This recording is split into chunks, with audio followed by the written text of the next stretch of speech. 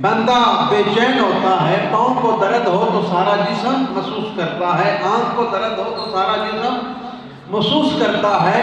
تو آج کیسا دور آ گیا ہے کہ مسلمانوں کو سبزیوں کی طرح کاٹا جا رہا ہے، خون بہائے جا رہے ہیں، اور ہمارے حکمرانوں کی غیرت مر چکی ہے۔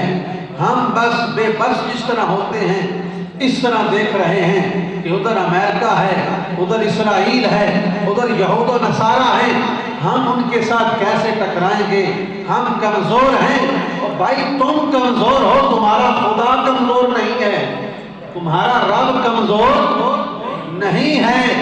اس پر توکل کرو گے تو پھر 313 ہو کر ہزاروں کی لاشیں جو ہیں وہ ٹکڑے ٹکڑے کرو گے۔